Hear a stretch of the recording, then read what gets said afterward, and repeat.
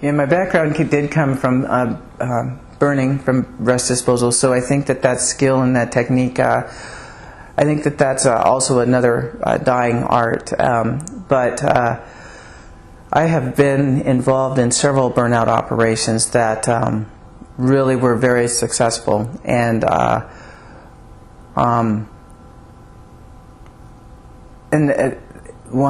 Happy Camp, where we were able to save, about 30,000 acres for using this old Jeep trail going up to a drop point and just pulling that one off. And I always believed in having a large buffer. There were certain times that sometimes people only put a small buffer in, and I think that sometimes we need to deepen that buffer, depending on what kind of fuel type you're in. But as far as the burnout operations, not everybody is comfortable with burning, and I think that I think there's a fine line. But I'll never forget this. Here's a classic one. We were up in Canada, and we were along the Edmonton Highway, and I don't remember the name or the number of that highway, but it was between Alberta and Edmonton, and we were working with the Canadian fire bosses, and we were working with another hotshot crew. It was black spruce.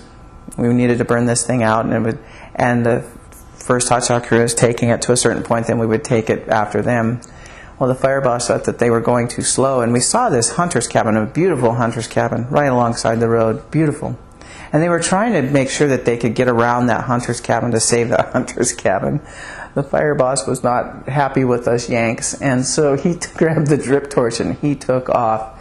And it was hotter than the dickens. It was melting the highway, as a matter of fact. He burned the hunter's cabin because he has his head down, and I'll never forget this. We're like, he's going to go right for it.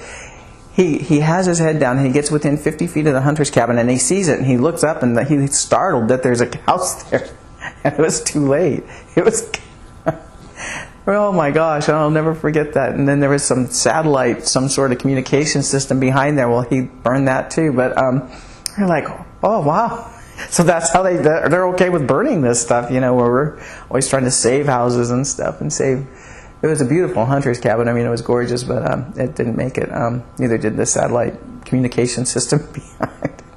But I'd have to say that was very humorous. But I would say that we take no claim in that one because we were not handling the torch at the time. So, but there's been some amazing burnouts, and I loved burning out. It was my favorite thing to do, and just pulling it off and knowing when to push it and when to back off. I think those are things that come with more experience. And I don't know if that's something, we don't have those BD crews where we're used to burn, and I don't know if that's, I'm not saying that